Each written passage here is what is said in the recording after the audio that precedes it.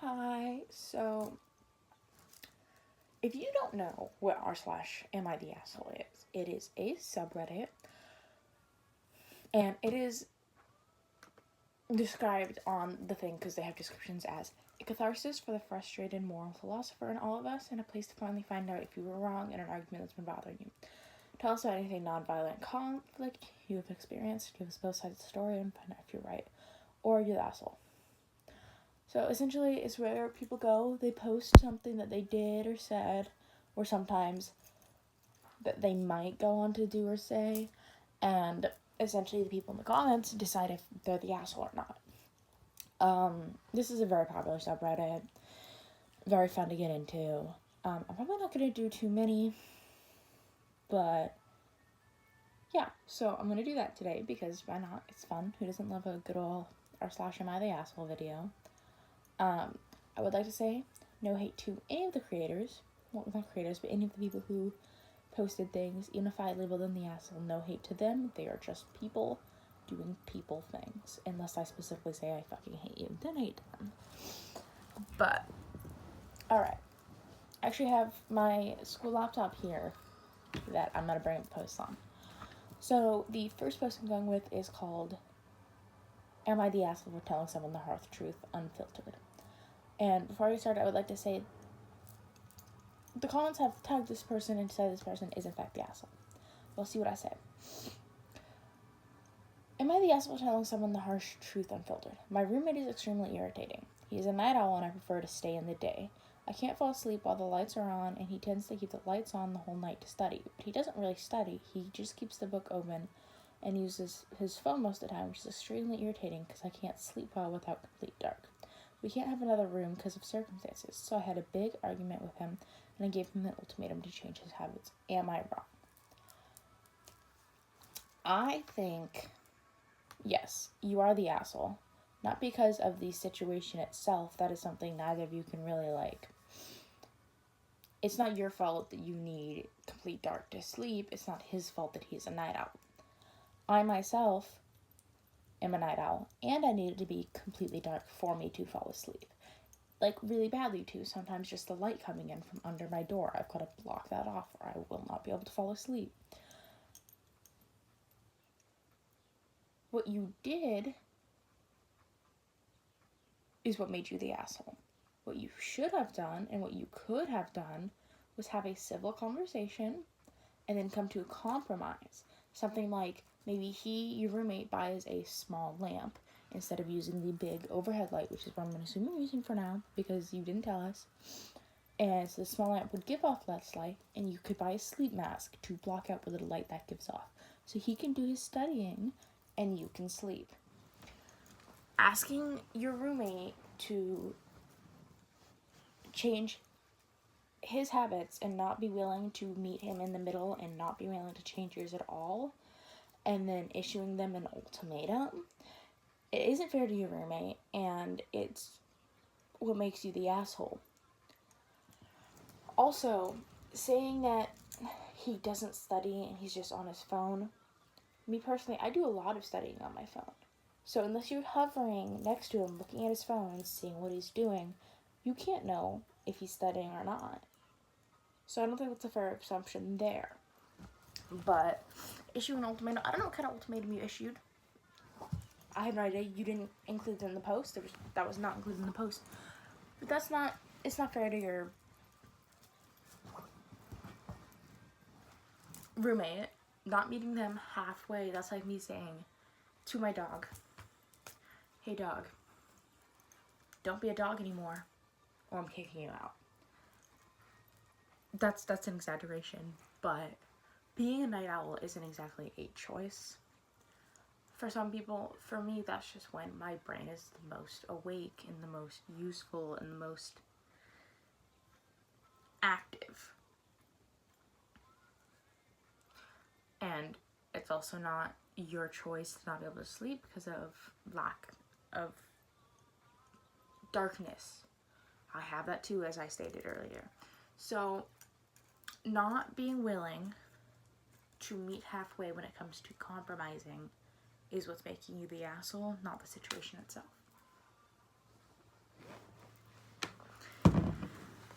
Alrighty. Next one. So there is on Am I the Asshole, the Reddit, there is sometimes posts called Would I Be the Asshole? Which it's just, would I be the asshole if I did this thing? And that's what we're going to do one of those today, right now. So it's called, this is a bit of a longer one. I'm probably going to put all of these up like right here so you can read it along with me. Because I know I tend to stumble over words or mumble or slur my words a little bit when I'm reading out loud. Anyways. Would I be the asshole for telling my friend to quit YouTube? And the comments have labeled this person asshole again. I have a YouTube channel with a few thousand subscribers and monetization. I know it isn't a whole lot, but I've seen some level of success posting on YouTube. When my channel really started to pick up, some of my friends wanted to get in on the action, and so they created channels. Most of them just created nothing too serious, just some gaming edit type videos. This would be fun and all, but I have one friend that is down on his luck, you could say. This particular friend is putting so much faith into becoming some internet celebrity to the point that it's almost all they talk about. This has been going on for over a year, while the friend puts in little effort, but all of their mind. What I mean by all of their mind is they don't have any real plans for their future. They are hoping if they grind out some low effort content, YouTube will just come down and bail them out. I'm a supportive friend, but this person hasn't seen any level of success, and I genuinely think their time would be better spent doing something else. I know subscribers aren't too important, but just for context, this friend has around 30 subs.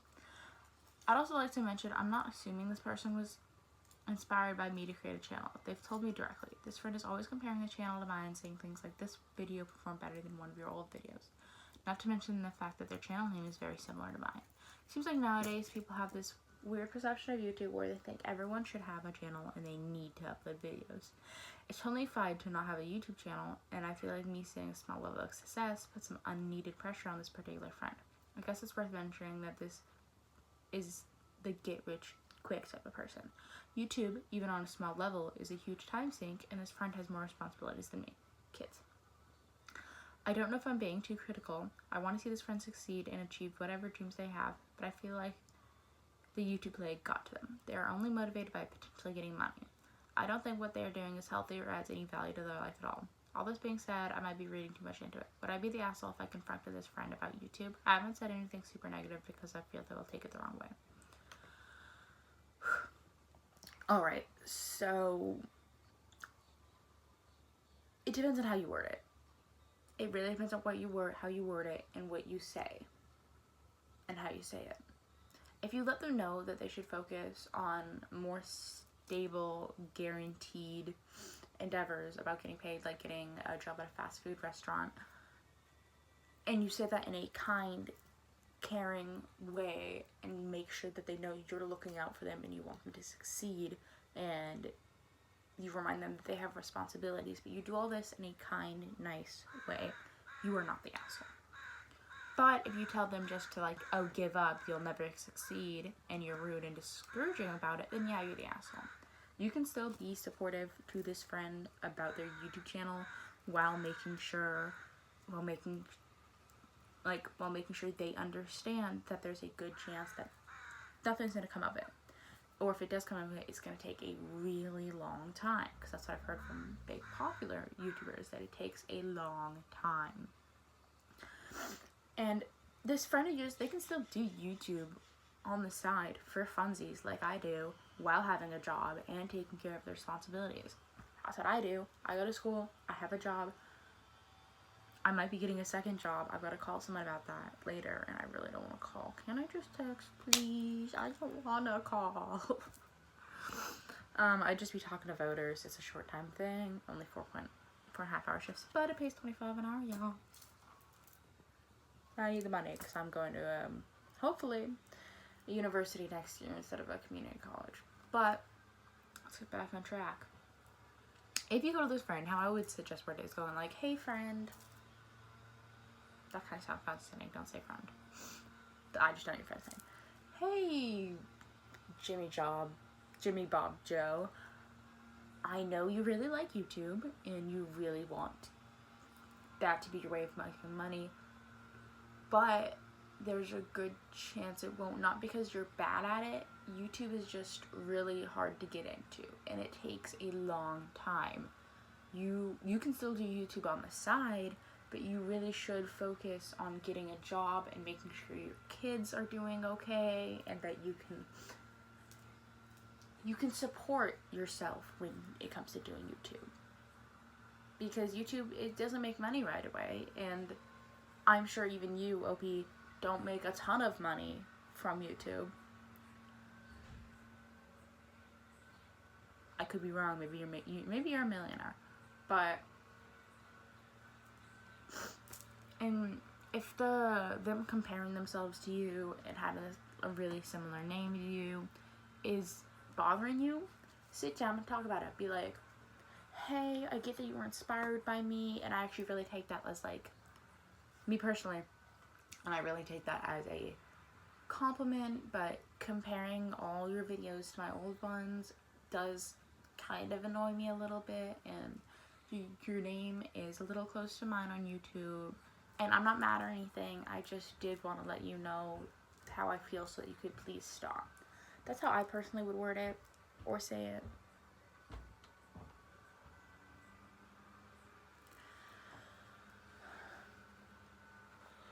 Sorry.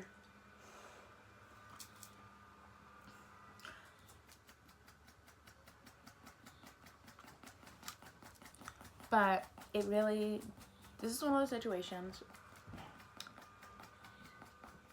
where how you word and say and describe things is very much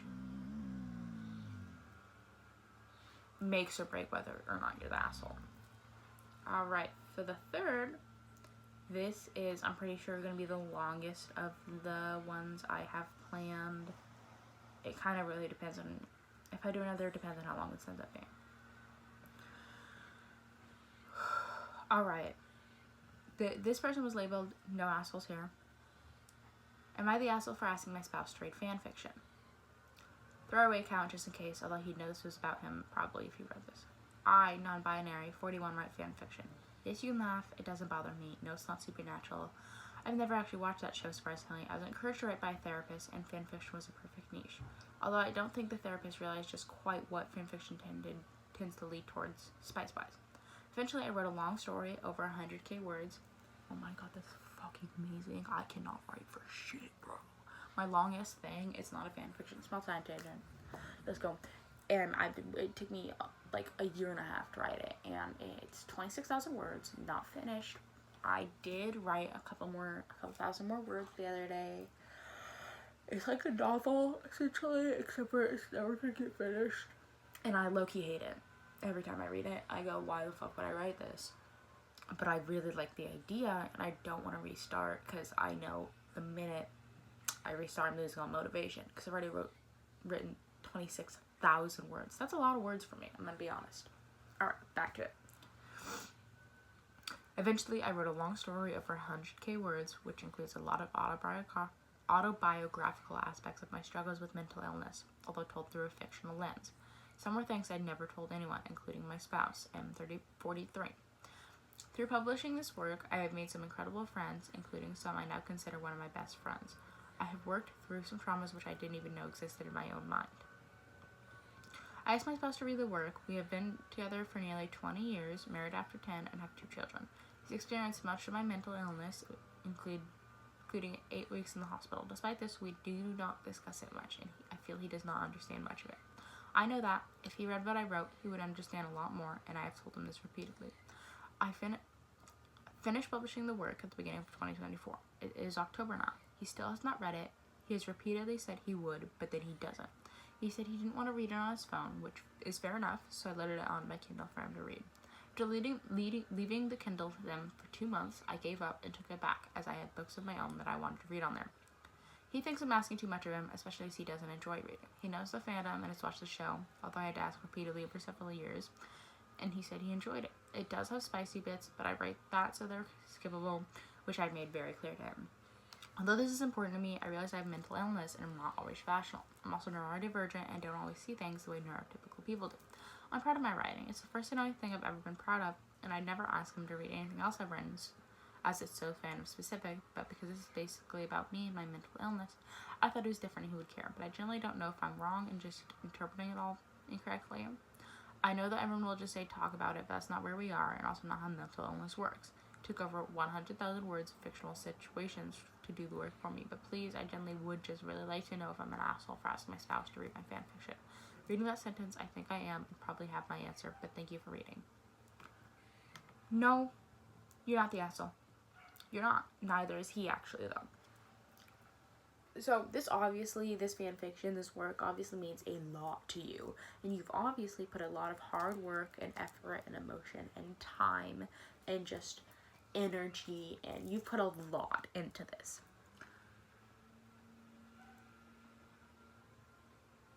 And I get where you're coming from. And I also think that if he read it and you guys, it could be good. It could be good if he read it. But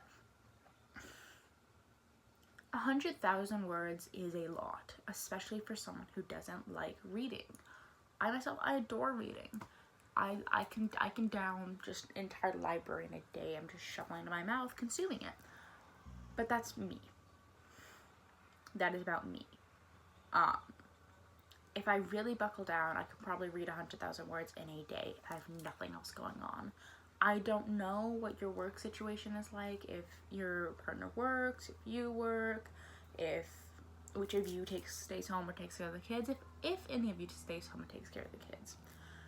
I don't know what that's like, and it could be that by the time your husband comes home from work, or by the time you come home from the work, or by the time the day is over, the kids are in bed, and he is no longer busy or doing something, he might just not have the energy to read 100,000 words or start 100,000 words, especially if he doesn't like reading. And I don't know why he doesn't like reading. You didn't include it. It could be it's a struggle for him. It's something he has struggled with. It could just be it's one of those things where someone can't, it's not that they can't read, it's that they cannot sit there and focus on the words in a row and comprehend them for long periods of time. I know someone who literally just can't read for more than 5 minutes at a time. If you really feel that the information in that fanfiction needs to be known by him and he needs to know it, I know you said talking doesn't work, but you should sit down and explain it to him or write it out in a form that's not 100,000 words. Or, I don't really know, Proper communication is key to a healthy relationship. I'm not saying your guys' relationship is unhealthy. You've been together for like 20 years and you have a kid and you're married, and I think you guys are doing great.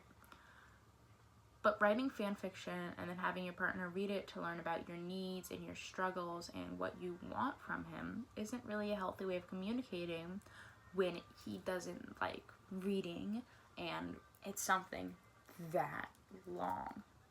Especially if this is someone who doesn't read fan fiction often. Reading a fan fiction, even if it's about a show he watched, which you have apparently asked him repeatedly to watch, which I think does show that that's not something he was interested in originally. And while he may have liked the show, probably not enough to read fanfiction about it or have any interest in reading a fanfiction about it. So the only interest in that fanfiction from him would be about you. Neither of you are assholes, but if you end up getting angry at him for not spending weeks depending on his reading speed, reading something that could be explained in probably half the time, and with probably more nuance, because he can ask questions, he can have you explain it in ways that relate more to you, if that makes sense, because he's watching characters do this. He's reading characters that he probably doesn't have an emotional attachment to do this, so it probably won't make quite as much sense. I don't know if that's just the way my brain works, because I'm not neurotypical. I don't know if your husband's neurotypical. But neither of you guys are the assholes. You just have the potential to become one. And so does he. If he's like, no, I'm never going to read it because I don't fucking want to and I don't care about you, he could become the asshole. I think it really does depend on what this ends up going to. I'm probably going to save this post and look for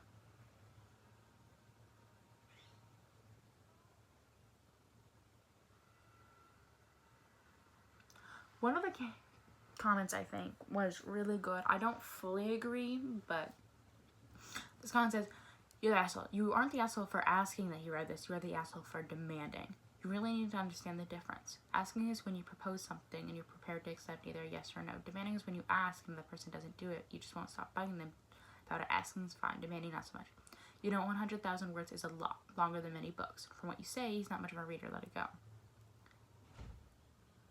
And then OP responded, "Thank you for your insight. I generally didn't realize I was demanding. I don't think I've asked repeatedly, but I may have a skewed view due to a neurodivergence factoring in.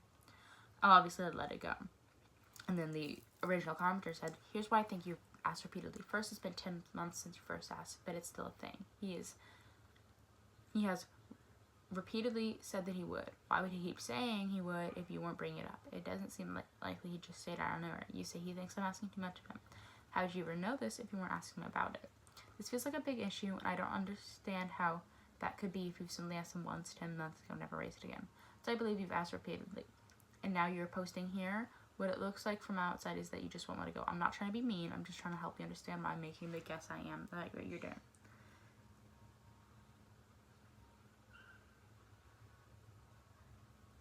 And then the original poster replied saying, "Yes, that makes sense. Thank you. I would have asked a few times. Yes, especially when I wanted my Kindle back to be able to use it to read.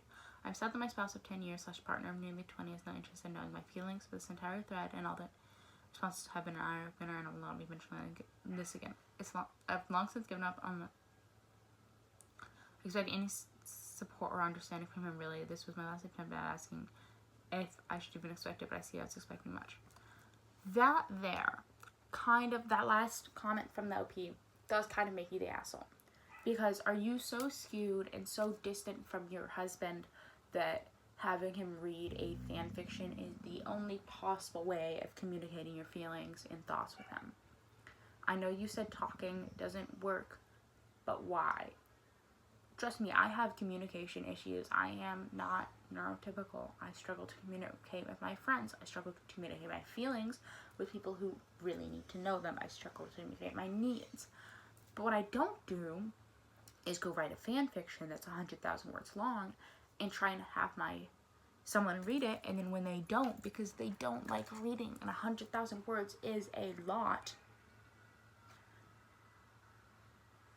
I don't bug them repeatedly and then go post about it on Reddit going, "He just doesn't want to communicate with me." They don't want to communicate because they won't read my 100,000 word long fan fiction. Do you see? Because I'm like, hey, I'm stuck at communicating, but I need this and I need you to know this. It's going to be a struggle for me to talk about. I still make an effort to talk about it because that's the usual way of communicating. And if you and your husband don't talk about things and you have a different way of communicating, use that way of communicating. Don't go write a 100,000 word fan fiction. You can write the fan fiction. You can write and post up the fan fiction and you can ask him to read it. But don't think that when he doesn't want to read a 100,000 word fan fiction, when he's someone who doesn't like reading, that he doesn't want to communicate with you and he doesn't want to know you and he doesn't want to support you. It's not that he doesn't want to do those, it's that he doesn't want to read a 100,000 word fan fiction because he doesn't like reading, and 100,000 words is a lot. Does that make sense? That last comment is what makes you the asshole in the situation. You're not the asshole for asking your spouse to read your fan fiction, you're the asshole for the response you have to that. Does that make sense?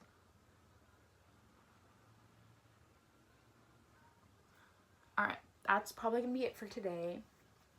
I actually tried writing a script on this one.